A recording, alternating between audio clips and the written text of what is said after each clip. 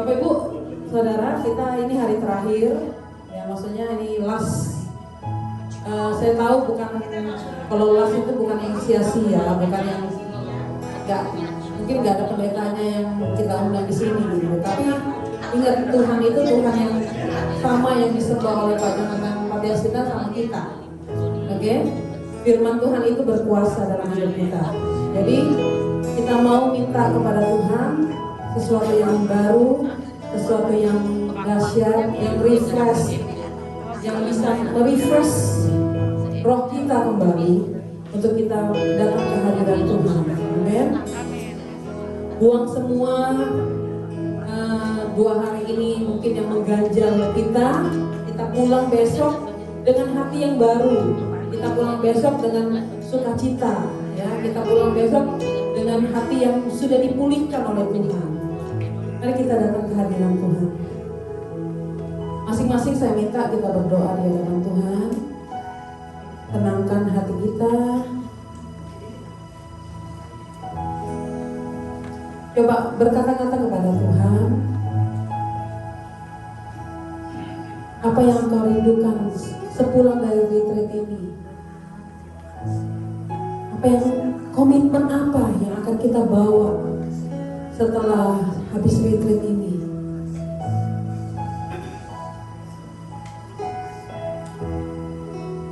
Apakah kita mau semakin mendekat kepada Tuhan? Apakah kita mau biasa-biasa saja? Apakah kita mau suam-suam kuku? Itu pilihan di tangan setiap kita.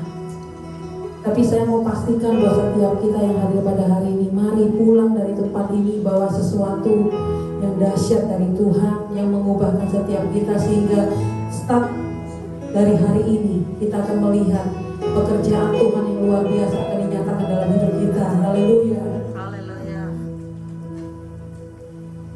Tuhan, saya kasih waktu kita semua untuk berdoa di hadapan Tuhan. Yes, Lord.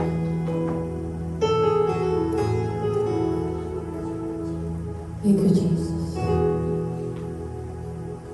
Thank you, Jesus.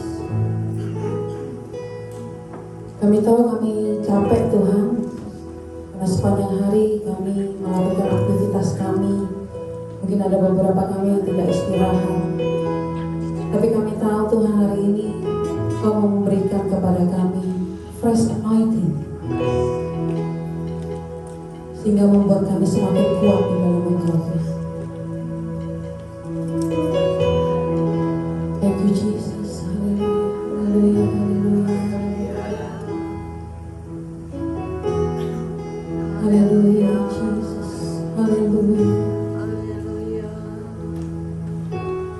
Ada satu pujian yang sangat luar biasa yang kita nyanyikan sama-sama hari ini. Saya tahu mungkin pujian ini pembawaan kita waktu sebelum datang ke retreat. Saya bawa 3 lagu, tapi 3 lagu ini saya tahu ada meaningnya. Mungkin di lagu pertama itu sesuatu yang kau bawa dari rumah sampai ke sini. Tapi di lagu praise, saya percaya kita semua diberkati Tuhan. Dan di lagu untuk firman Tuhan, pengutusan buat setiap kita untuk jadi terang bagi Tuhan. Thank you, Jesus.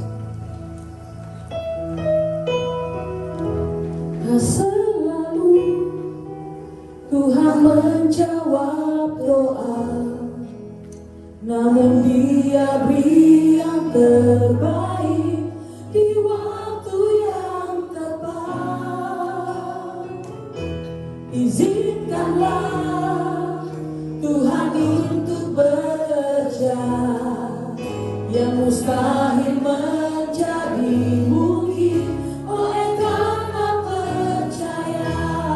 Sekali lagi katakan, tak selalu Tuhan menjawab doa, namun Dia beri yang terbaik di waktu yang tepat. Izinkanlah Tuhan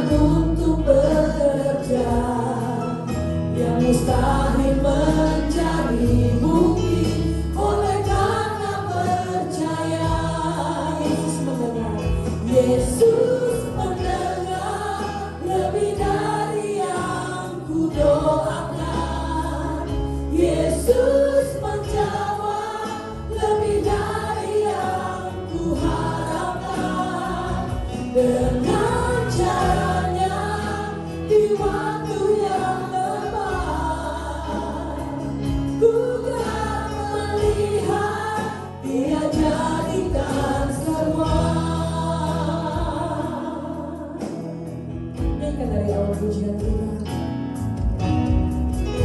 Tak selalu Tuhan menjawab doa, namun Dia beri yang terbaik di waktu yang tepat.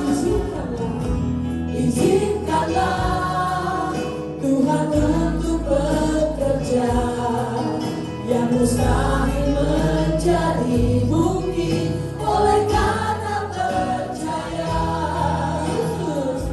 Yesus mendengar lebih dari yang kudoakan. Yesus menjawab lebih dari yang kuharapkan. Dengan caranya di waktu yang tepat, ku kan melihat Dia jadikan semua. Yesus mendengar lebih dari yang kudoakan.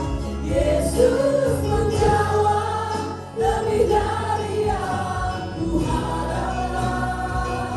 Dengan caranya di waktu yang tepat, ku kan melihat Dia jadikan semua.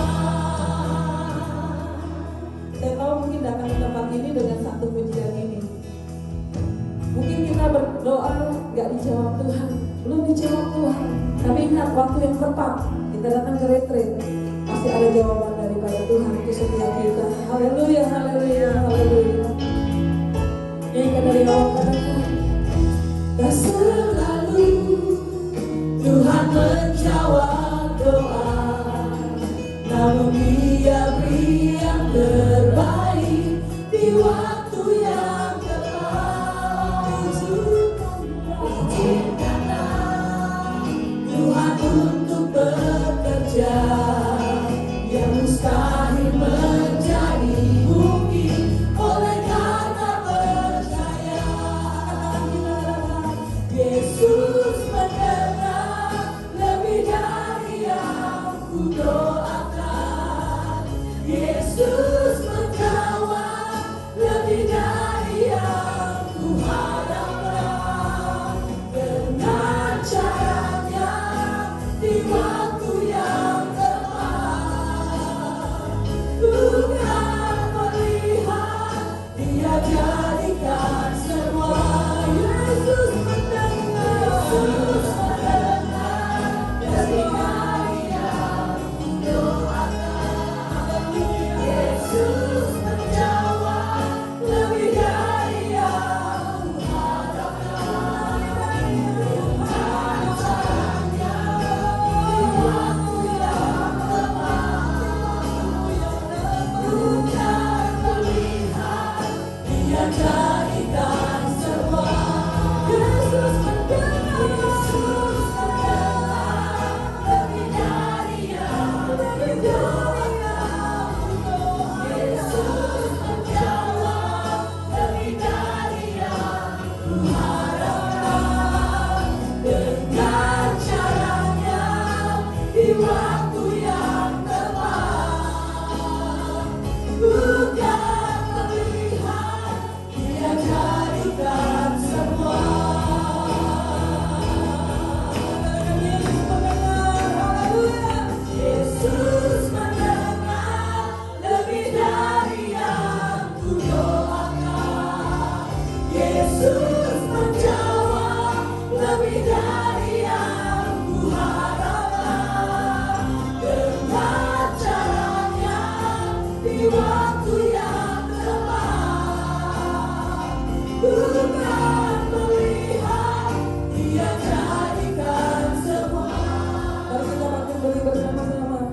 Angkat tangan kita di hadapan Tuhan.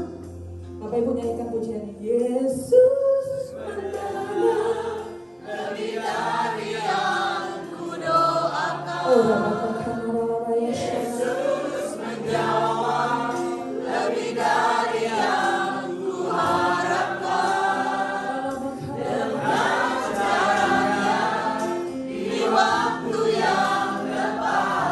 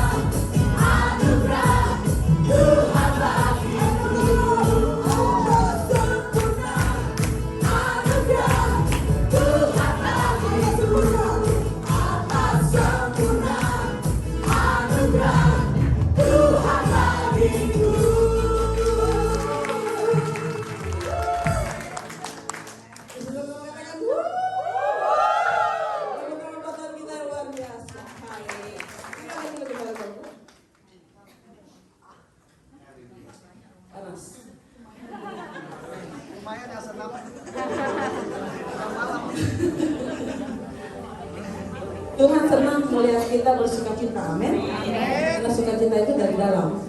Gak bisa muka manyun-manyun tapi dalam pasti manyun. Dalam sukacita pasti terpancar sukacita, amin. Dari pertama tentang bagaimana kita datang ke tempat ini mungkin dalam pergumulan kita. Dan kita percaya di retreat ini kita diberkati Tuhan. Amin. Tapi nggak sampai di sini, nggak cuma di sini, kita harus pergi. Amin. Supaya terang Tuhan bercahaya atas hidup kita dan memberkati banyak orang. Thank you Jesus.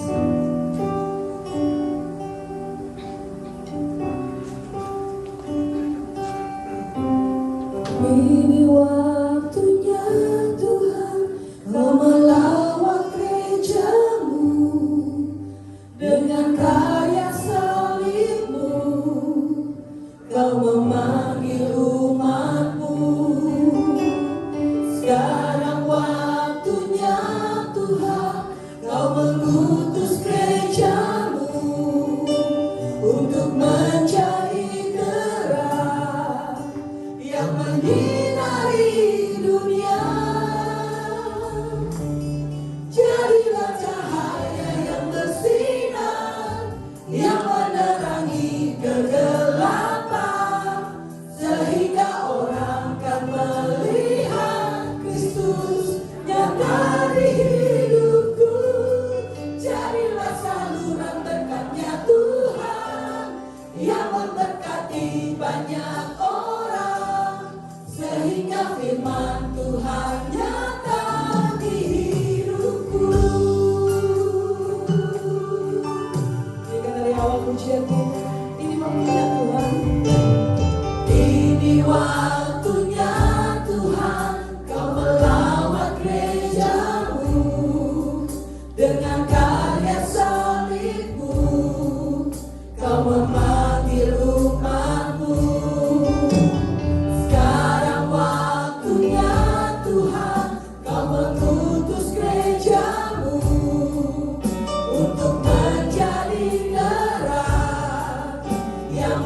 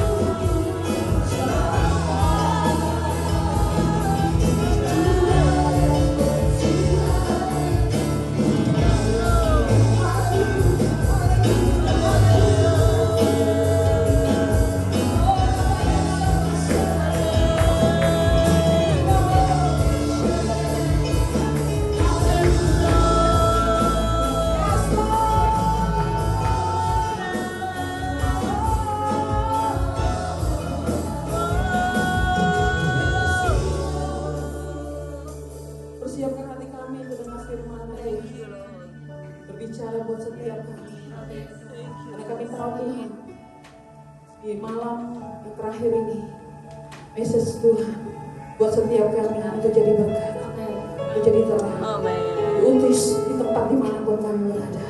Terima kasih Bapak, kemuliaan hanya bagi nama-Mu dalam nama Yesus. Haleluya, bersama kita katakan amin. Berkat buat kita yang luar biasa. Haleluya, kita akan duduk kembali Bapak Ibu Saudara.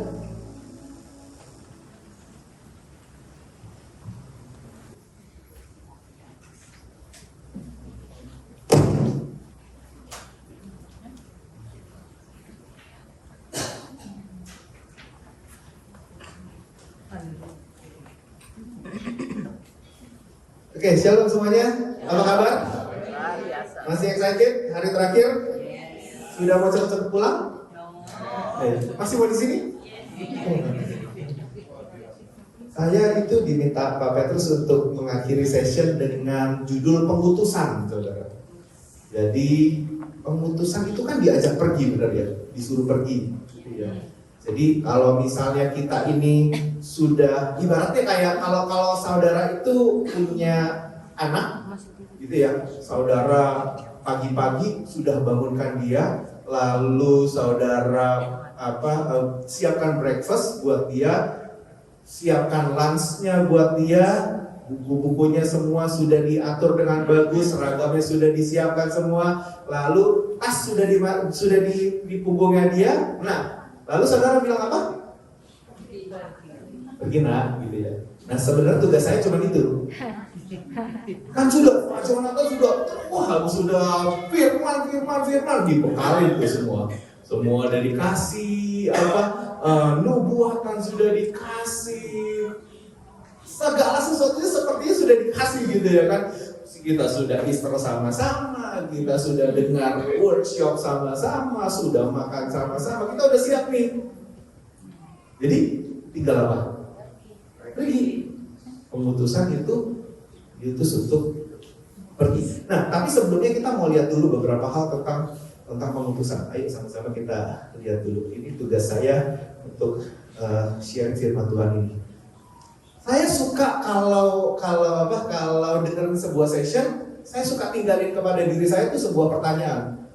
Kenapa pertanyaan? Pertanyaan itu lebih baik daripada pernyataan sebenarnya kalau menurut saya. Karena kalau pertanyaan itu jadi buat saya mikir, merenungkan ini yang apa ya yang saya mesti kerjain ya, apa yang saya harus lakuin ya. Jadi saya lebih suka membuat PR buat diri saya itu pertanyaan. Session 1, kalau saudara masih ingat?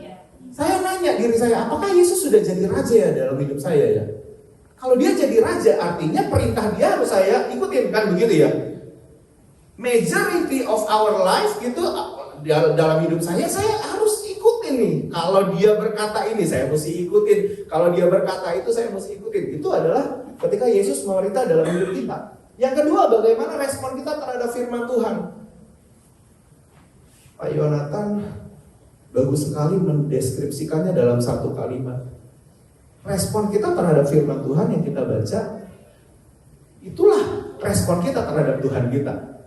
Jadi kalau kita Allah firman Tuhan, mendingan yang lain. Nah, itulah respon kita terhadap Tuhan kita. Yang ketiga, ini di workshopnya laki-laki. Jadi saya cuma tahu yang laki-laki ya. Bagaimana kondisi hati nurani kita nih? Our conscious heart ini bagaimana nih? Murni apa enggak? Tulus atau enggak? Punya integritas apa enggak? Wah, bagus sekali. Kalau saudara ikut yang laki-laki, bagus sekali. Karensinya pria itu adalah integrity. Jadi kalau mau cari pacar, jangan cari yang kaya, cari yang punya integritas. Benar ya? Kalau mau cari suami, cari yang punya integritas. Karena currency bisa ditukar jadi apa aja. Currency itu mata uang bisa ditukar jadi apa aja. Kalau saudara mau lebih tahu, tanya suamimu, karena suamimu ada di situ. Ya, itu sessionnya para suami. Yang keempat, apakah kita menjawab tantangan hidup ini dengan firman Tuhan? Itu yang saya catat dari session-session itu. Kita menjawabnya pakai firman Tuhan apa enggak? Kalau misalnya tidak, wah berarti kita miss akan poin penting. Karena ketika kita pulang, kita akan menghadapi lagi tuh tantangan-tantangan itu tadi. Benar ya? Bill jalan lagi. Ya Bill jalan juga sih walaupun kita di sini. Semua tantangan-tantangan itu ya akan ketemu lagi tuh nanti. Nah, kita jawabnya pakai apa? Firman Tuhan apa enggak? Pak Yonatan Patiasina sudah mendescribe dengan sangat bagus sekali. Itu pertanyaan buat saya. Sehingga waktu pas pulang nanti, well, itu yang mesti saya coba kerjakan. Apakah hidup ini memiliki kebaikan, keadilan, dan kebenaran? Ingat tanda terang. Masih ingat ya saudara Efesus 5 itu ya? Tanda-tanda terang itu adalah kebenaran, kebaikan, keadilan. Jadi waktu pas kita pulang nanti nih, 3 hal ini mesti terjadi. Kebaikan, keadilan, kebenaran. Memperlakukan istri kita adil gak? Memperlakukan anak kita benar gak? Memperlakukan penumpang kita baik gak? Saya ini Uber driver saudara, punya penumpang, bisa aja saya sepak. Bener ya? Mobil-mobil gue belagu sedikit, sepak bisa, turunin tengah jalan bisa. Bener ya? Tapi apakah itu baik? Apakah itu benar? Apakah itu adil buat mereka? Nah itu yang mesti kita perjuangkan supaya hidup ini benar-benar jadi terang. Nah, session yang ke-6 tadi Pak Gret berkata bahwa kalau Pak Gret itu bilang surga itu kepastian buat kita, benar ya? Saya bikin jadi kalimat pertanyaan, yakinkah bahwa surga itu sudah jadi bagian dalam kehidupan kita? Kalau yakin, oke banget. Next slide please. Saudara, saya suka apa ya? Merenungkan bahwa karena saya ini diutus saudara. Kalau saudara ngerti background cerita saya itu datang dari Indonesia ke sini itu bukan saya mau pergi sendiri. Saya datang dari Indonesia ke sini itu diutus. Jadi menurut saya saya ngalamin ini semua dan unsur-unsur pengutusan ini adalah punya representatif. Kalau saudara adalah bagian dari company dan saudara diutus, saudara bawa nama company, benar ya? Saudara bawa nama company, Pak, kami dari Mayora Group, Pak, kami dari BP, Pak, kami dari ini, kami mau. Nah, itu kan saudara bawa nama perusahaan. Kita ini diutus oleh Tuhan, kita bawa nama Tuhan. Kita bawa kerajaan sorga nih. Kita bawa karakternya ilahi nih. Kita bawa sifatnya ilahi. Kita bawa tugasnya dia. Tugasnya Tuhan. Dan kita mau maju untuk bisnisnya Tuhan. Yaitu apa? Jiwa-jiwa. Nah, saudara, representatif. Yang kedua adalah authority. Pak, kami dari Mayora. Misalnya begitu. Pak, kami dari perusahaan asuransi apa? Pak, kami dari mana?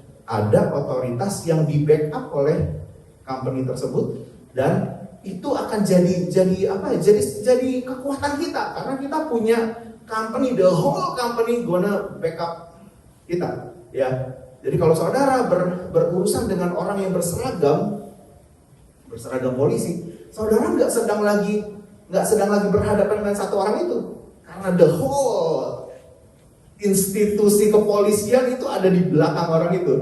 Saudara apa-apain aja orang itu. Saudara berhadapan dengan satu institusi. Nah, saudara itu authority. Ada orang-orang yang berhadapan dengan orang yang diurapi oleh Tuhan. Saudara finish. Daud makanya gak berani nyentuh. Walaupun Saul itu sebenarnya sudah mulai gak benar ya hidupnya ya. Tapi Daud gak berani nyentuh. Kenapa? Orang ini punya pengurapan yang daripada Tuhan. Dia nggak berani nyentuh. Ketika kita berani nyentuh orang yang yang punya pengurapan Tuhan, jangan main-main. Habis kita. Nah, itu otoritas. Karena Tuhan membela umatnya. Tuhan membela orang yang diurapinya. Nah, saudara, yang ketiga pasti ada tugas. Nah, mungkin kalau kita datang, Pak, saya dari Mayora, gitu ya.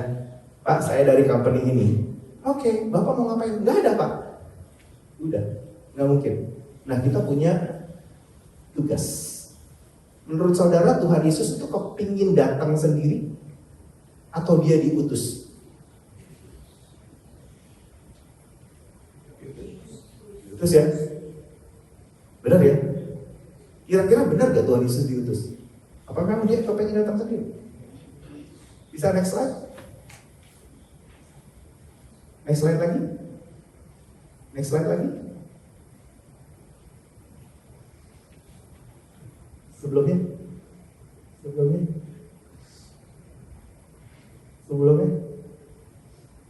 Tuhan itu punya tugas. Tuhan itu diutus. Bapa mengutus aku. Demikian juga sekarang aku mengutus kamu. Nah, Tuhan Yesus diutus. Tuhan Yesus punya tugas. Tuhan Yesus punya pekerjaan. Dan pekerjaannya, listnya sudah ada. Dan dia adalah Tuhan yang menyelesaikan semua pekerjaannya. Ya, jadi sekarang Tuhan Yesus berkata kepada kita, demikian juga sekarang aku mengutus kamu. Nah, kita diutus. Kalau Tuhan berkata bahwa kita diutus, berarti kita punya tugas dong, benar ya? Pasti punya tugas. Karena kalau tidak, Tuhan gak bakal bilang kita diutus. Kalau diutus, pasti punya tugas. Iwan, kamu ke Australia. Wah, kalau Tuhan minta begitu, sudah pasti jawabannya bukan jalan-jalan. Sudah pasti jawabannya bukan senang-senang. Sudah pasti ada pekerjaan. Sudah pasti ada tugas yang saya mesti kerjakan di sini. Make sense ya? Ketika kita dikatakan bahwa kita diutus, kita masuk menjadi utusan, berarti ada pekerjaan yang harus kita kerjakan. Make sense ya?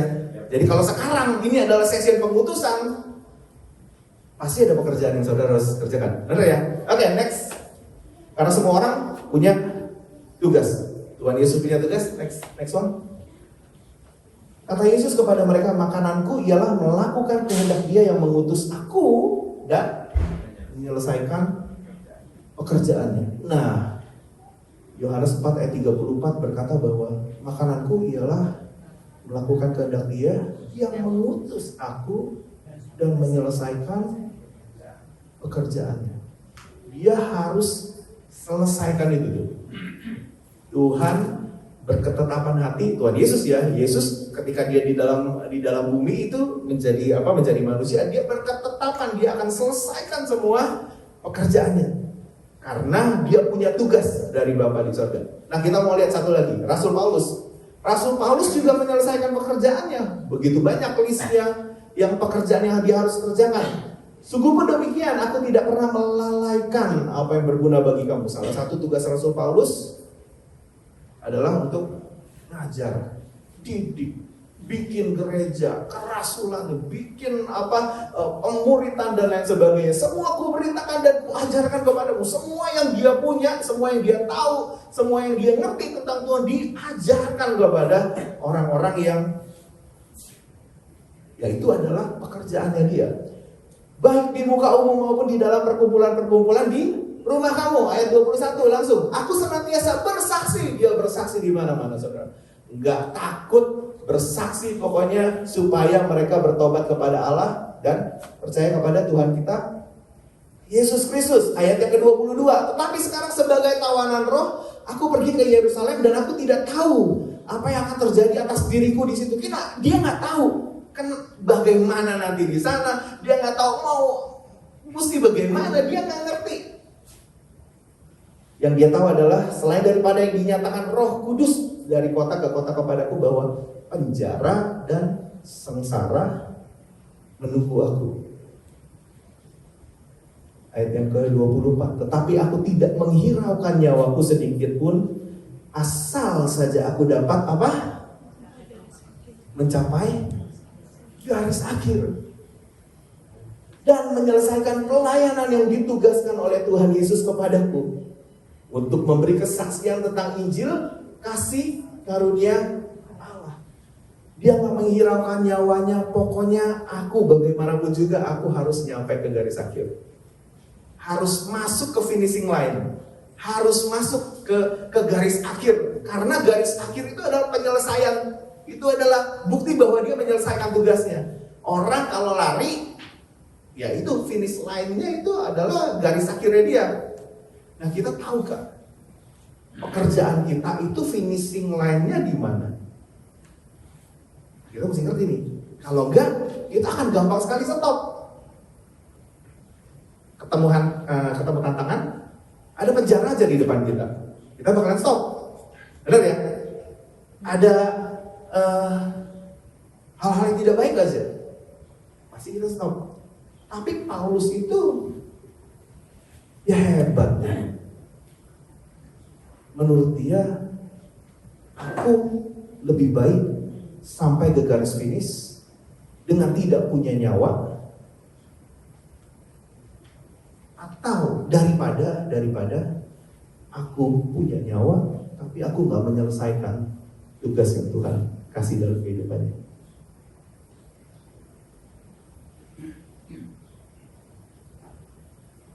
Bukankah itu juga yang Tuhan Yesus kerjakan di kayu salib, di Taman Getsemani?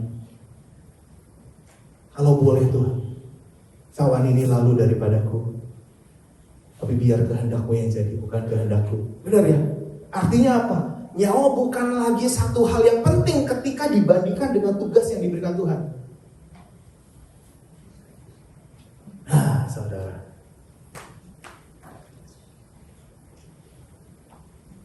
bisa next slide gak?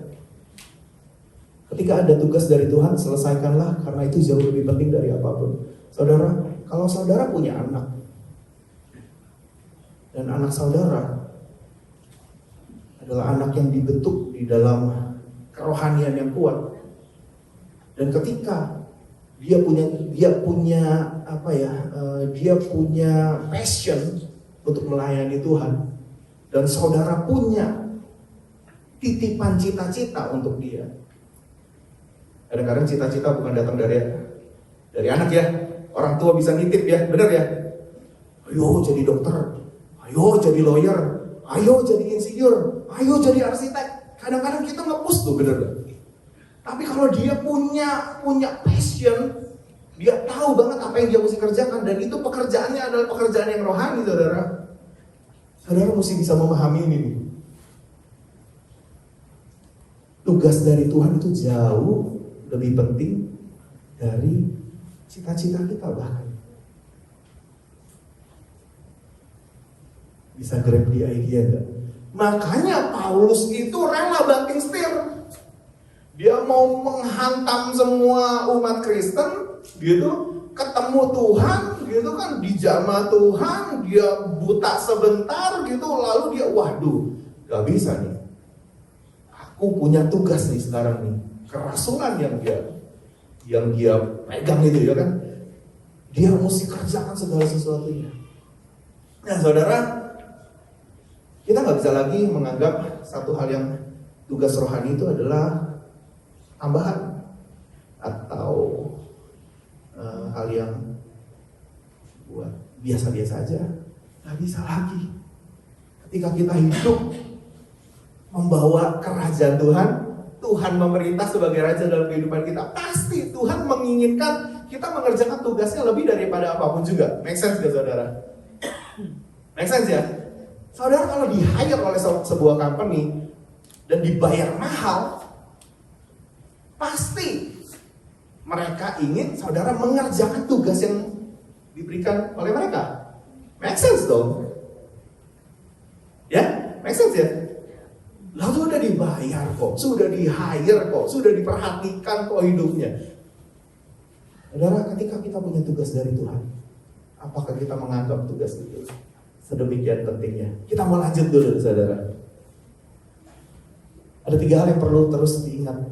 Saya tidak boleh menyerah. Ketika kita dapat tugas dari Tuhan, sometimes berat, sometimes kelihatannya kita nggak ngerti di depannya apa, sometimes kita benar-benar harus banting setir. Saya lihat beberapa nubuatan kemarin, banting setir, rubah, buat sesuatu yang baru. Itu kan seperti kayak banting setir, benar ya? Nggak tahu ya ke depan, kalau yang baru kan nggak ngerti bagaimana lagi. Mulai lagi dari nol, mulai lagi jalan setapak demi setapak gitu. Tapi kalau itu yang Tuhan mau, kerjakan, karena itu tugas yang penting. Saya tidak boleh nyerah, jangan nyerah saudara. Sometimes it takes years after years. Saudara, saya itu umur 18 atau umur 19 di dalam sebuah retreat seperti kayak gini. Seorang hamba Tuhan, temennya Pak Jonathan Patiasina, yaitu Pastor Rubin Ong, dia sedang lagi preaching seperti kayak gini. Kamu yang kacamata bangun. suruh buka tangan, kamu akan membangkitkan satu generasi dari tanganmu. Saudara, sampai hari ini saya masih memperjuangkan itu. Itu udah lewat berapa? Sekarang umur saya 43 tahun, saudara. 18 sampai 43 tahun. Years after years masih mengerjakan itu.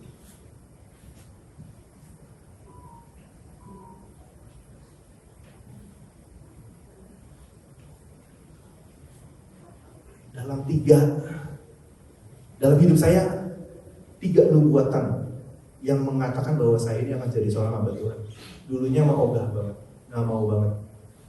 3 nubuatan, kamu jadi hamba Tuhan, kamu jadi hamba Tuhan, kamu jadi hamba Tuhan. 3 hal itu, saudara. Saya perlu diteguhkan 3 kali. Retreat sekali, KKR sekali, kebaktian biasa sekali, saudara. Mungkin hari ini, beberapa saat yang lalu, saudara diteguhkan, saudara diingatkan Tuhan. Kamu aku pilih, nak. Kamu punya tugas, nak. Kamu harus kerjakan yang ini, nak. Benar ya? Nubuatan-nubuatan yang kemarin, siapa menganggap bahwa nubuatan kemarin itu terlalu besar buat saudara? Ada? Enggak? Apa udah lupa semua?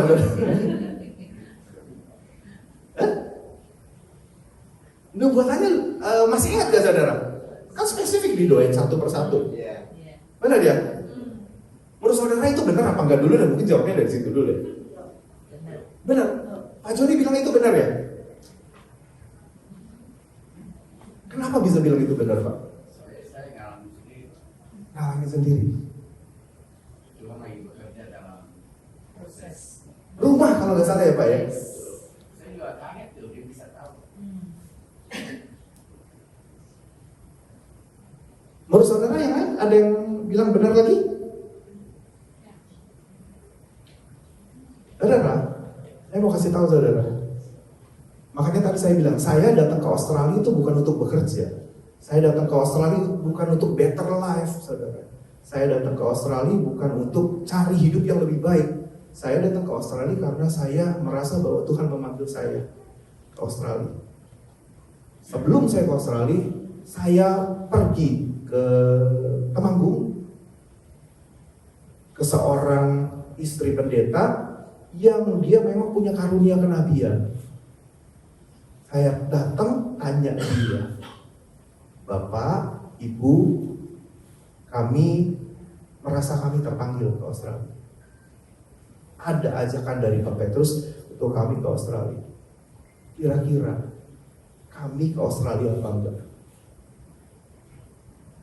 Di sana dia langsung bilang, kalian pelayanannya seperti Yohanes Pembaptis. Tuhan akan bukakan jalan-jalan supaya kalian bisa melayani di sana. Saudara ingat ya, Yohanes Pembaptis.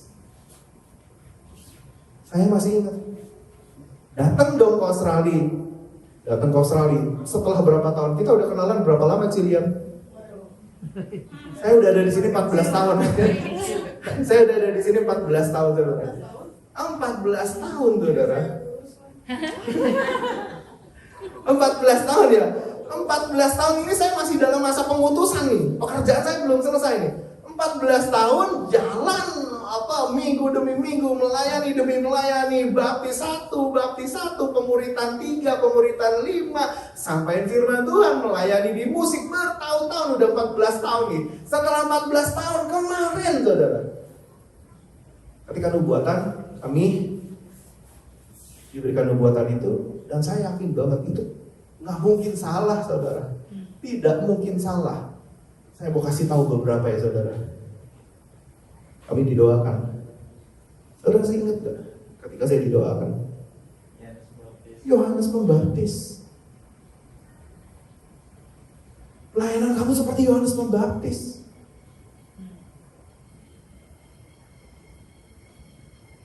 Lalu dia berkata bahwa Elim. Benar ya? Kamu tahu gak apa yang ada di Elim? Pohon korma.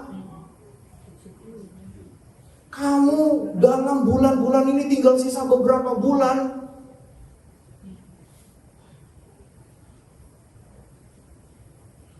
Visi gereja kita apa?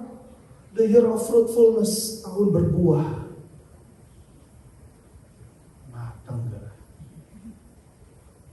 Kalau sampai dia bilang visinya lain, kan saya mesti ganti, saudara. Bener ya? Bener ya, saudara ya? Mesti berbuah karena ada pohon-pohon korma bukan satu, banyak, 70 dia bilang. Kalau ada 70 pohon korma berarti di bawahnya bukan cuma ada oase. Karena kalau oase ya satu untuk menghidupi satu batang pohon. Tapi kalau ada 70 berarti benar-benar ada banyak banget air yang mesti disuplai untuk pohon itu bisa menghasilkan buah. Make sense gak, saudara? Nah, saudara, saya relate lagi dengan apa yang kita kerjakan mulai dari Januari sampai hari ini. Saya buat programnya namanya berbuah 30 kali lipat, 60 kali lipat, 100 kali lipat. Nah, Ibu Natali ikut di sana. Saya mengajak teman-teman baca yuk Alkitab. Karena kalau berbuah itu mesti baca Alkitab. Kalau tidak nggak bisa. Saya ajak teman-teman, ayo yang mau ikut terserahlah gitu. Kita masukkan ke grup. Baca 1 kali finish, 2 kali finish, 3 kali finish. Kalau yang mau berbuah 30 kali lipat, baca 1 kali dari Kejadian sampai Wahyu. Kalau mau yang 2 kali finish, berarti baca dari Kejadian Wahyu, Kejadian Wahyu. Mau yang 3 kali, Kejadian Wahyu, Kejadian Wahyu, Kejadian Wahyu gitu. Sampai selesai 3 kali. Nah, kita ini sudah sampai di 1 tawarik ya. Saya sudah habis 2 tawarik, saudara.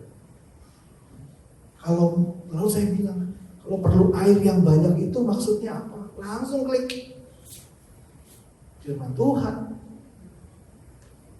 Benar ya? Firman Tuhan itu seperti air yang hidup. Kalau mau banyak, firman Tuhannya mesti banyak. Make sense ya, saudara ya? Nggak perlu ganti judul, nggak perlu ganti visi nih kita. Karena sudah inline banget. Saudara, setiap hari mungkin sekitar 6 jam kali ya. Saya dengerin audio Bible di sini sambil nyetir.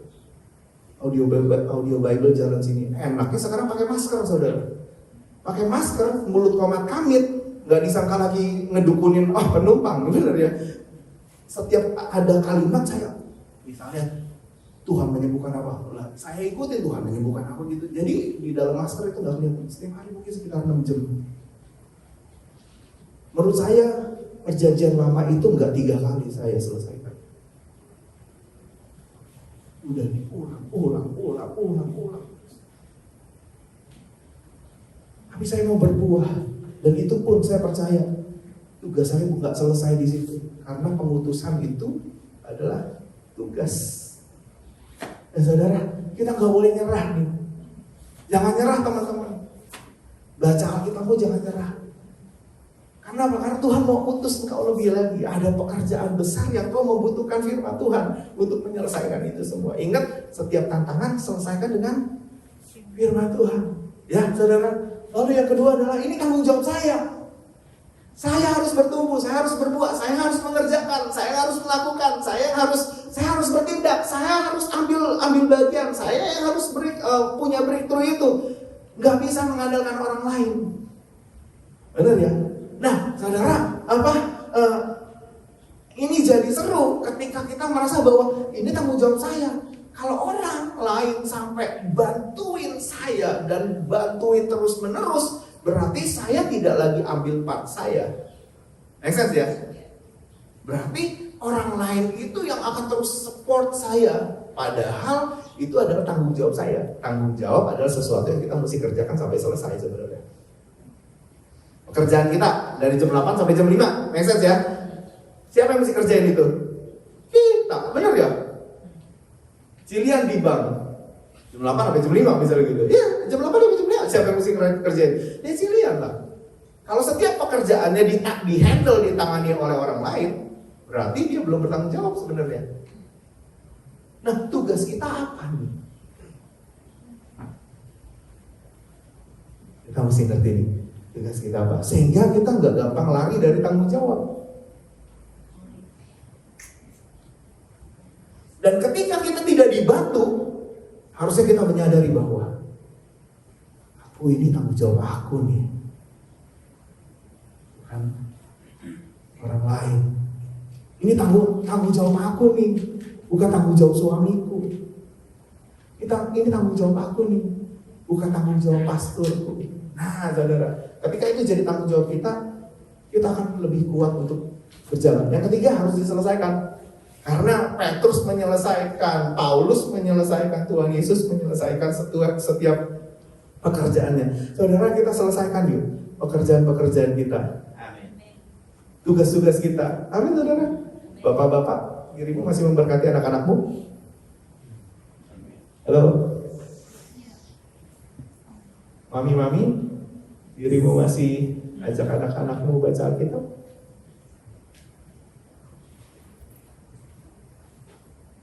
Saudara, harus diselesaikan. Itu tanggung jawab kita. Tanggung jawab kita. Sehingga nanti ketika kita selesai, kita bisa berkata seperti kayak Paulus bilang, aku telah sampai kepada garis akhir. Aku mencapai garis akhir. Dia selesaikan semuanya dan dia berkata bahwa aku sudah selesai semuanya. Paulus hebat loh. Belum selesai masa hidupnya, dia sudah selesaikan semua tugasnya. Paulus tuh. Tapi kalau kita biasa, kalau saudara melihat orang meninggal ya saudara, kalau orang Kristen meninggal, dimasukin di dalam berita pengumumannya, di bawahnya ada ayat tuh. Ayatnya apa saudara? Terkenal banget ini. Aku telah mengakhiri pertandingan. Benar ya? Lawang kerja apa-apa juga belum bagi Tuhan. Ketahuan judi mulu, ketahuan bohong mulu, ketahuan nipu mulu gitu. Ditulisnya kalau Kristen selalu itu ayat itu. Aku telah mengakhiri pertandingan. Saudara, kerja juga belum. Ngerti kerjaannya apa juga enggak. Boro-boro sampai. Dan saudara, ayo, kita sudah dibekali begitu banyak oleh Pak Jonathan, Pak Biasina. Saya percaya ada nubuatan yang sifatnya peneguhan. Buat saya itu peneguhan. Saya belum tinggalkan tuh nubuatan yang itu. Belum, dari umur 19 itu belum tinggalkan. Saya bilang sama istri saya, kita masih ngerjain ini. Kita masih mau bikin 15 pengkhotbah, kita masih mau bikin 10 worship leader, kita masih mau cetak pastor. Itu tuh mau membangkitkan satu generasi kan bukan 1-2 orang, saudara. Makanya ketika ada orang mau diajak buat jalan, buat kerja bagi Tuhan, mau menyerahkan hidupnya bagi Tuhan, kita excited banget, saudara. Saudara, saya tidak boleh nyerah. Ini tanggung jawab saya, harus saya selesaikan. Amin, saudara. Next slide please. Sebab apa yang kita lakukan dengan tepat akan berdampak kepada generasi demi generasi. Saudara, mari sama-sama kita cek, benar gak kalau tindakan kita hari ini berdampak kepada generasi demi generasi. Kadang-kadang ketemu orang sombong yang bilang begini, gue dosa gue sendiri kok. Sombong banget orang. Yang bikin dosa gue, yang lain mah gak kenapa-napa gitu. Saudara, setiap dosa yang kita perbuat dipertanggungjawabkan generasi kepada generasi, saudara. Demikian juga setiap hal yang kita buat yang benar di mata Tuhan itu Tuhan menghargainya generasi ke generasi. Ayo sama-sama kita lihat. Next slide please. Yehu ini seorang raja. Berfirmanlah Tuhan kepada Yehu, oleh karena engkau telah melakukan apa yang benar di mataku, ya, dan telah berbuat apa yang benar di mataku, dan telah berbuat kepada keluarga Ahab tepat seperti yang dikehendaki hatiku, maka anak-anakmu akan duduk di atas tahta Israel sampai keturunan yang keberapa? 4. Dia yang buat benar, keputusannya benar terhadap keluarga Ahab. Dia melakukan tepat seperti yang Tuhan mau. Efeknya sampai kepada keturunan keempat. Hei bapak-bapak, perbuatan benarmu hari ini, anak cucumu akan menikmatinya. Makanya Mazmur 112 bilang begini, orang benar itu anak cucunya akan perkasa di bumi.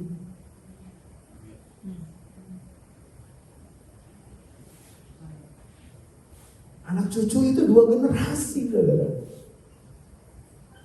Kalau boleh tahu, saudara generasi keberapa jadi Kristen? Saya generasi pertama, karena mami saya, papi saya nggak kenal Tuhan. Saya generasi pertama. Kalau saya kepingin berkat anak cucu itu sampai, saya mesti berbuat yang benar nih hari ini. Karena saya kepingin generasi setelah saya menikmati apa yang dia perbuat oleh saya. Make sense ya saudara? Nah, kita benar-benar punya pekerjaan yang luar biasa nih. Dulu saya pernah 2 tahun setengah itu gak benar.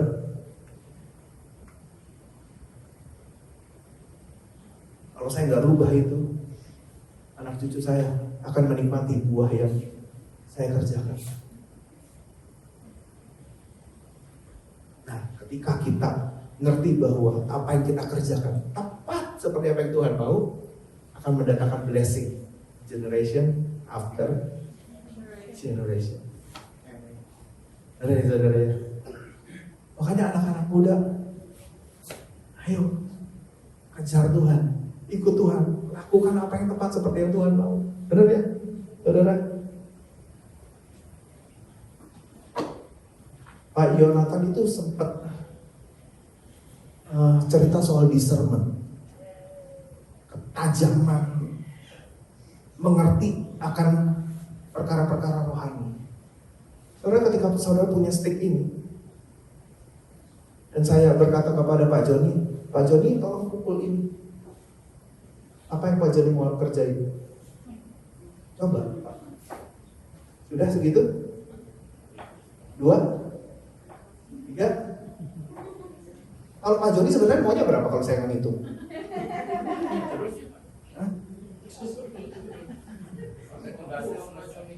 Sampai tugasnya selesai. Oke, sekarang coba kalau Ibu Evi mau berapa kali pukul?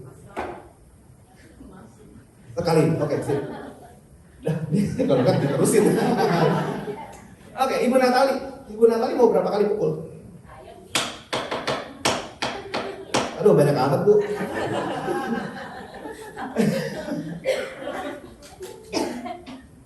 Kalau ini ada maksud Tuhan,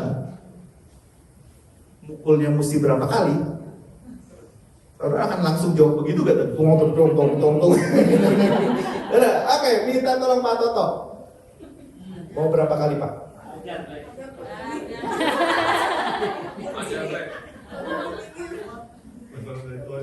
Ya, berapa? 3 kali. Wah, luar biasa. Kalau ini ya, mukul ini mengakibatkan saudara kalah. Mukul yang benar mengakibatkan saudara menang. Berapa kali yang saudara mau pukul? Ibaratnya begini, kalau saudara salah mukul, habis hidup saudara. Tapi kalau benar, berkat, mau berapa kali pukul?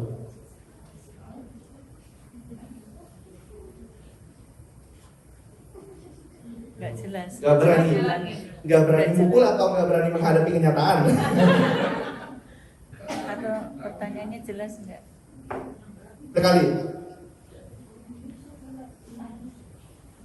Saudara, pernah ada kejadian di dalam Alkitab, Nabi Elisa ketika dia sudah menjadi tua,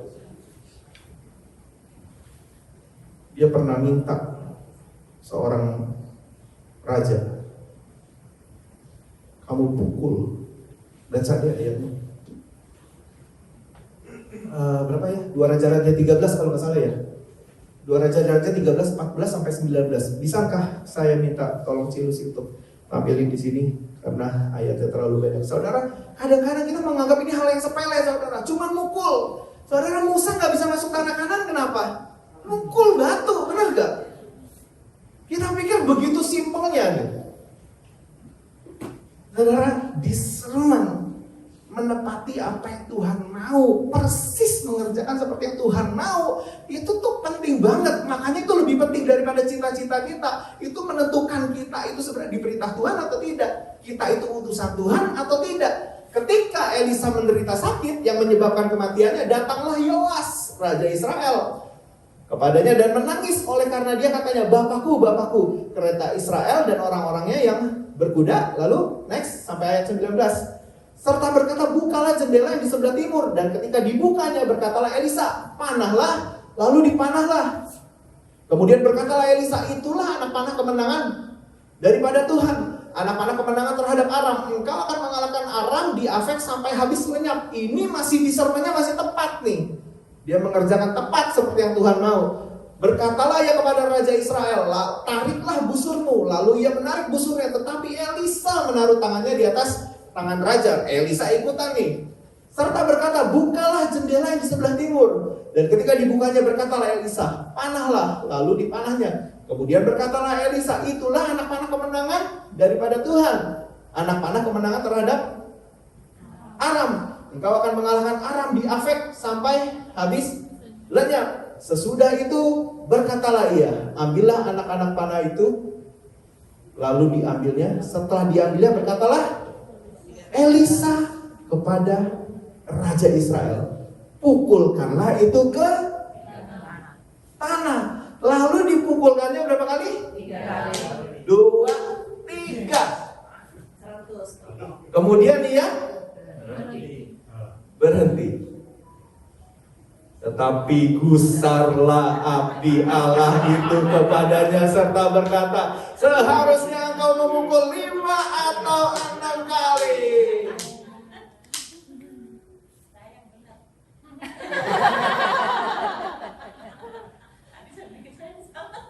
Dengan berbuat demikian engkau akan memukul Aram apa?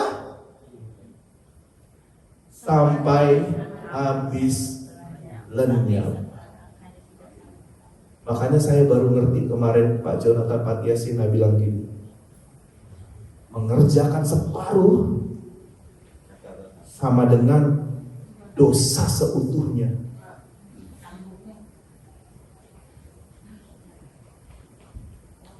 Saudara, discernment. Makanya ketika kita ngambil keputusan, saudara, discernment itu penting banget.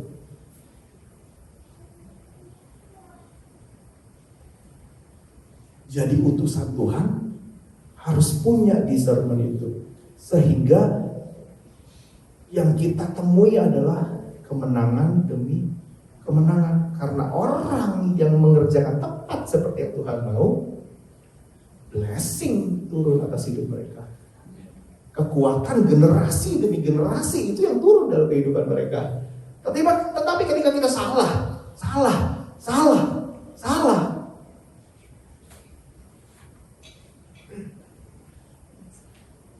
apa yang terjadi dalam kehidupan kita? Benar gak? Nah saudara, lanjut lagi sedikit lagi, saya akan selesai. 3 tanda terang, yaitu adalah kita berbuat keadilan, berbuat yang baik, berbuat yang benar. Efesus 5 ayat 9 berkata, karena terang hanya berbuahkan kebaikan dan keadilan dan kebenaran. Saya percaya saudara orang yang baik. Saya percaya saudara orang yang benar. Saya percaya saudara orang yang adil. Tapi bagaimana dengan generasi di bawah saudara? Apakah semuanya itu sudah diajarkan? Apakah semuanya itu sudah diajarkan berulang-ulang kepada anak-anak saudara? Saya melihat bahwa banyak orang tuanya oke, ikut retreat, anak-anaknya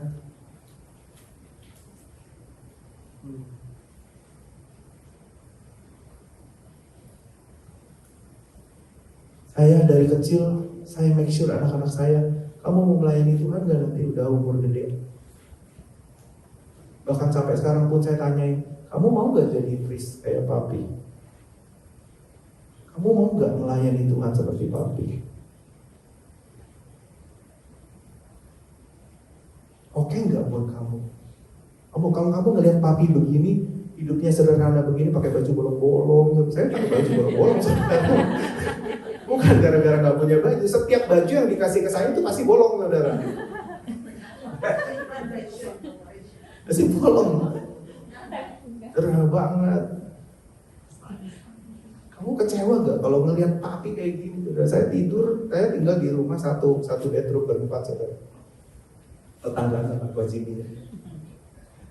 Saudara, saya ngelihat anak-anak saya, kamu mau gak melayani Tuhan seperti papinya? Puji Tuhan mereka masih bilang mau. Bahkan pertanyaan terakhir di mobil, Colin mau gak jadi priest kayak papi? Oke. Saya gak mau, generasi ini habis, cuma satu generasi. Saya yang mulai, habis di mana di saya. Gak mau saudara.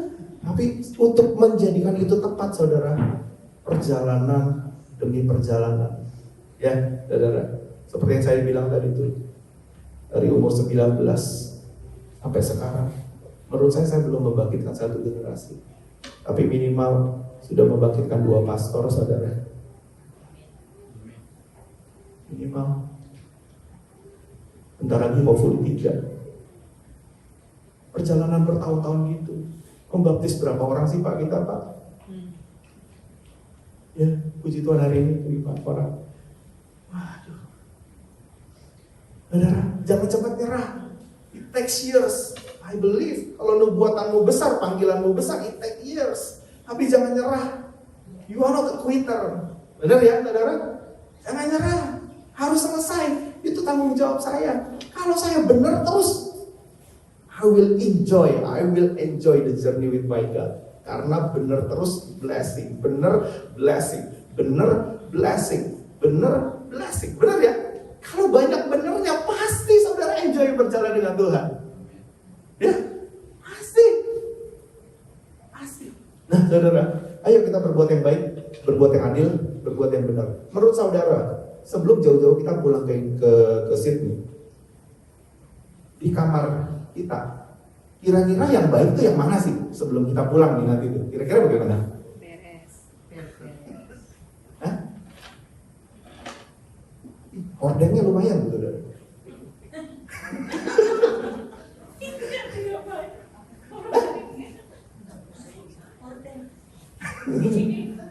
Dan saudara, ya, yang benar ya sudah milik mereka kan gitu ya saudara ya.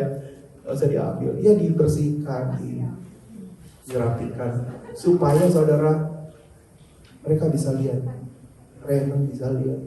Oh, kalau kelompok orang Kristen ini mereka nggak bikin problems, mereka nggak bikin masalah, jadi berkat buat dia. Ya, saudara. Jadi buatlah yang baik, buatlah yang adil, buatlah yang benar. Karena ketika kita punya terang hanya berbuahkan kebaikan, keadilan, dan kebenaran. Kayaknya masih ada satu slide lagi ya Cilusi. Oh, nggak ada. Saudara, saya mau tinggalkan saudara. Saudara diberkati juga dengan retreat ini. Ada yang nyesal gak? Nggak ya? Yuki nyesal gak retreat ini dibuat? Ini panggil ketua panitia nyesal. Yuki itu menyesal gak dibikin retreatnya bulan April dan bukan bulan Oktober? Kenapa enggak?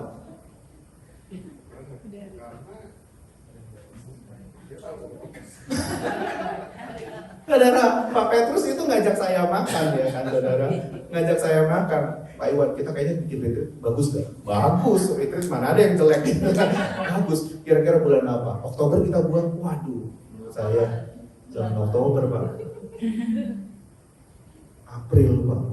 Apa keburu? April tinggal 2 bulan ya. Tinggal 2 bulan. Apa bisa bikin retreat 2 bulan? Saya bilang, Pak, kalau harus nunggu jemaat terseok-seok 6 bulan, dan kita bisa colong waktu 6 bulan. Saudara, jujur ya, siapa yang lemes waktu pas kebaktian online? Lemes? Iya. Lemes ya, sambil makan kacang, sambil buka alpukat, sambil ngiris bawang, ada yang lagi ngiris singkong. Saudara, hampir doing laundry, saudara. Udah esensi udah gak ada lagi. Ada yang jujur-jujuran bilang sama saya, mendingan saya kerja Pak, gitu. Saudara, esensi ibadahnya udah gak kena lagi nih. Dan saya bilang kalau bisa ditarik 6 bulan lebih awal, kita untung banget. Ini pulang semua jemaat udah strong banget, bener gak ya? Bener ya? Kan lebih mending strong sekarang daripada strong nanti bulan Oktober, bener gak? Kan lebih mending baptis orang 5 sekarang daripada nanti bulan Oktober, bener gak sih? Baptisnya lebih cepat tuh.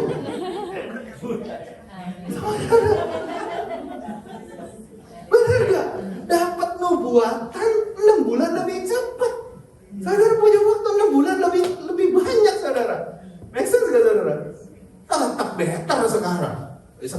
mana bisa bilang better. Karena udah hampir selesai, udah plong gitu. Saudara, buat saya retreat ini is such a blessing, berkat luar biasa. Saudara tahu gak cerita tentang baju baptisan, saudara? Ada yang tahu cerita tentang baju baptisan? Kita cuma tahunya satu, yang namanya Gracia Sihite. Itu yang mau dibaptis. Lalu ada satu lagi, Pak Santoso. Ibu bawa baju 2. Kan harusnya 2 yang dibaptis. Ibu Yuli bawa baju 3. Jadi ada berapa? 5. Yang dibaptis berapa? 5. Haleluya banget ya saudara. Saudara, ayo. Tuhan itu adalah Tuhan yang tepat. Cuman masalahnya kita punya gak the discernment, kenali jalannya, mengerjakan yang tepat supaya kita dapat hal yang tepat. Dan generasi demi generasi akan menikmati hasilnya. Saudara, ayo kita sama-sama mengutus diri kita kembali ke gerejamu masing-masing. Lakukan tugasmu, kembali ke rumah tanggamu masing-masing. Bapak, berkati anak-anakmu, didik anak-anakmu, ajari anak-anakmu untuk takut sama Tuhan, sehingga hopefully mereka bisa jadi orang-orang yang kuat di dalam roh. Selepas kita pergi nanti, selepas kita udah gak ada lagi, nama Tuhan tetap dipermuliakan. Keturunan-keturunanmu akan perkasa di bumi. Amin saudara. Ayo kita kerja saudara. Ini tugas panggilan. Dan biar kita kerjakan dengan sepenuh hati. Dan tugas harus bisa mengalahkan segala cita-cita kita. Harus bisa mengalahkan segala sekolah kita. Saya lihat dokter banting setir. Satu dokter di Sydney banting setir jadi hamba Tuhan. Tinggalin semua kedokterannya untuk melayani Tuhan. Kenapa? Karena dia tahu bahwa tugas yang diberikan Tuhan jauh lebih penting daripada income yang dia bisa dapat dari seorang dokter. Ayo saudara. Dan saya percaya dia akan dibiarkan kita mati kelaparan. Amin saudara. Kita selesai ya, boleh? Tapi sebelum saya selesai, saya mau cerita satu hal. Sebelum saya datang ke Australia, saya datang pergi ke tempat Pak Petrus menginap di Taman Anggrek. Lalu ada orang yang punya apartemen itu juga ada di sana. Oh, kamu siapa yang ajak? Pak Petrus. Oh, kalau yang Pak Petrus yang ajak, kamu aman. Dia bilang gitu. Lalu tahu gak apa jawaban Pak Petrus? Saudara tahu apa jawabannya dia? Indomie. Apa? Kita bisa makan Indomie bareng-bareng. Ngikut Pak Petrus. Buset Pak Australia. Jaminannya Indomie saudara. Tenang, gak bakalan kelaparan, gak bakal. Tapi jaminannya Indomie saudara. No way man, no way. Saya mau berharap sama Tuhan. Amin. Saya mau berharap sama Tuhan. Tuhan yang memelihara hidup saya. Kalau Tuhan yang memberi tugas dalam hidup saya, Tuhan yang akan memelihara hidup saya. Sampai sekarang gak pernah kelaparan atau perut gede begini. Kelaparan. Ikut Tuhan, saudara gak akan dibiarkan. Amin saudara. Mari sama-sama kita bangkit berdiri sebelum saya menyerahkan kepada Pak Petrus. Biar kita tutup segala session ini dengan keyakinan penuh bahwa aku punya tugas. Ketika aku pulang ke gereja, ketika aku pulang ke rumah aku nanti, ketika aku pulang ke bisnis aku nanti, aku punya tugas. Tugasku apa? Berbuat yang benar, berbuat yang adil, berbuat yang baik. Udah kita kerjakan itu aja deh. Nanti lihat nama Tuhan dipermuliakan. Kau akan bisa menyelesaikan sampai akhir. Dan lihat Tuhan akan berkenan kepadamu, kepada generasimu di bawahmu, kepada generasi di bawahmu. Kita jadi generasi yang kuat di hadapan Tuhan. Amin saudara. Silakan Pak Petrus untuk bisa melanjutkan. Saya sudah selesai. Jangan salah paham dengan saya, saudara. Ya, dijamin dengan Indomie karena saya juga dijaminnya dengan Indomie. Ketika Tuhan panggil dan utus saya ke Amerika, saya dalam posisi yang cukup bagus pekerjaan yang ada. Saya terima panggilannya, tapi saya kaget. Di atas pesawat, ketua sinode kita berkata, nanti setelah di Amerika, kalau kamu tidak diterima oleh jemaat bersama dengan saya, makan apa? Saya kan cuma niru, niru mentor saya. Tetapi Tuhan yang saya layani nggak pernah ngasih Indomie sebanyak itu. Ya. Sampai hari ini kayak begini gendutnya gitu ya. Istri saya itu dulu beratnya 44 kilo. Sekarang berapa mah? Gak berani bilang. Pemutusan itu begitu, saudara. Lukas 9 berkata, 12 murid Tuhan diutus. Tetapi Lukas 10 berkata, 70 orang murid diutus. Ada dua hal yang berbeda. Pertama adalah pengutusan akan hamba-hambanya yang memang dipilih menjadi muridnya. Tetapi di pasal berikutnya dikatakan pengutusan akan murid-muridnya. Ada dua bagian yang berbeda. Nah, kita dipanggil, ada di antara kita yang memang tadi sedang dibangun untuk boleh menjadi orang-orang yang khusus mengerjakan pekerjaan Tuhan, hamba-hambanya. Ada 12 pendeta. Kita bikin lagi di Hobart, Tasmania. Sudah jalan sudah. Mereka berkata, Pak, insya Allah 6 sampai 12 bulan akan jadi satu gereja GKI di Hobart. Tahu ya? Sebab ketika saya mandi, Tuhan berkata, kamu mau banyak atau mau besar sih menggembalakan ini? Kami sudah 30 tahun lebih menggembalakan. Saya berkata, Tuhan, saya mau banyak. Sebab kalau banyak kan temannya banyak. Kalau banyak kan gak perlu besar. Sehingga gak stres, saudara. Saya sempat stres. Saya pernah menggembalakan hampir 1.000 orang di kota kecil. Saya pernah cerita kepada saudara. Satu kali saya belanja, ada pedagang berkata begini, sini Pak,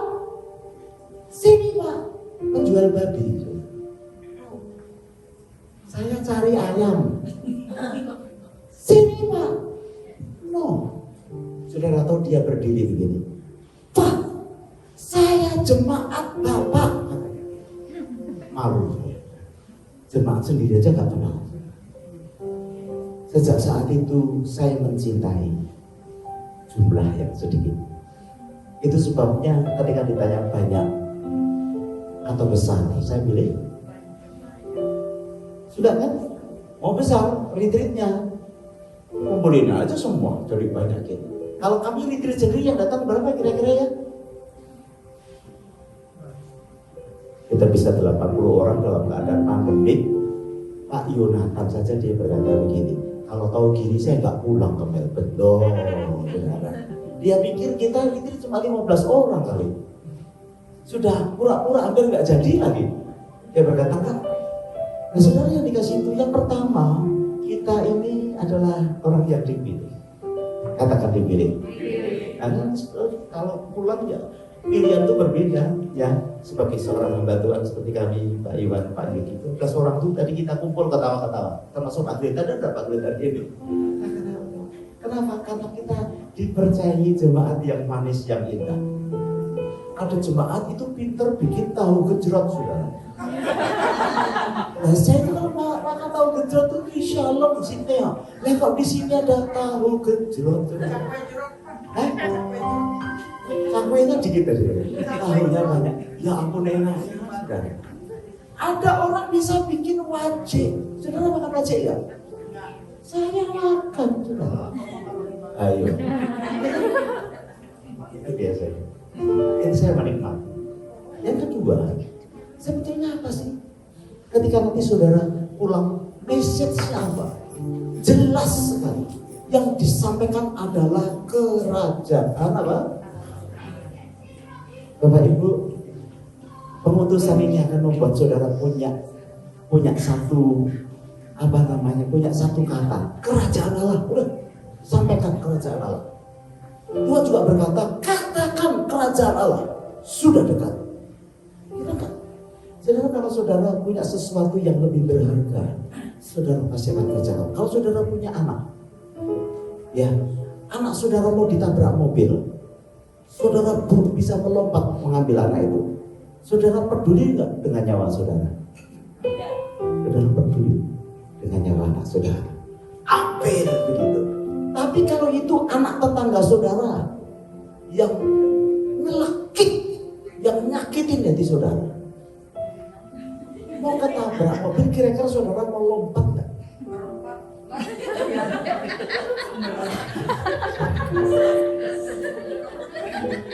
Ini kan orang yang betul-betul diminta untuk bisa melihat. Tuhan berkata begini kepada 70 muridnya ini, lihat ladang sudah menguning, siap untuk dituai. Itu Lukas pasal 10. Artinya ketika kita keluar, saudara, kau lihat jiwa-jiwa kalau tidak diselamatkan sama Tuhan Yesus. Ini saudara, ini orang-orang yang kita sekarang akan keluar melihat ladang sudah menguning. Terus caranya gimana, Pak? Ya, kan saya dikasih tahu, kita diberi kuasa, discernment spirit. Saudara, cuma Tuhan gimana caranya dibuka kok. Tuhan bagaimana caranya dibuka kok. Masalahnya apa? Seringkali kita tidak peduli akan hal itu. Yang ingin kita berdoa bersama ya. Kita berdoa supaya kita itu dikasih hati gitu loh. Ya. Supaya kita bisa menjadi anak-anak Tuhan yang jadi terang beritubuh dalam zaman pandemi. Tuhan Yesus, terima kasih. Biar kami menyelidiki hati kami saat ini. Kami bersuka cita Tuhan. 3 malam 4 hari boleh bersama-sama.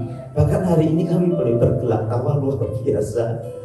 Dibagi dalam grup, Tuhan kami bisa bersuka cita. Tapi kami tahu Kau menaruh perkataan kerajaan Allah dalam hidup kami. Kami membuka hati sebagai hamba-hamba-Mu. Kami membuka hati sebagai murid-murid-Mu. Orang-orang Kristen, orang yang percaya dan mengiring kepada Kristus. Hamba-Mu cuma minta Tuhan malam hari ini tumpangkan tangan-Mu atas kami. Bapak Ibu, kedangkan tangan-Mu, buka hati-Mu. Saat ini kami utus setiap kita di dalam posisi apapun, baik Engkau pelayan-pelayan Tuhan, baik Engkau gereja Tuhan, Engkau jemaat Tuhan, dimanapun Kau berada.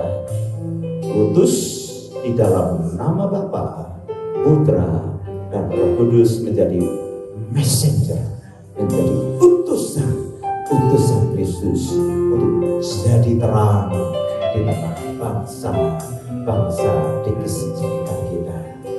Ku mau jadi terang, nyanyikan pujian ini bersama-sama. Mungkin saudara belum tahu, tapi ini lagu dikarang untuk setiap kita. Ku mau jadi terang, ku mau jadi terang, ku mau jadi terang buat dunia. Ku mau jadi terang, ku mau jadi terang, ku mau jadi terang buat dunia. Jadi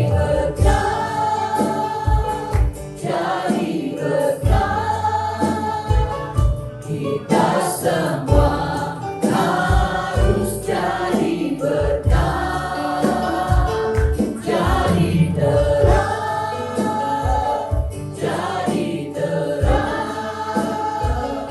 kita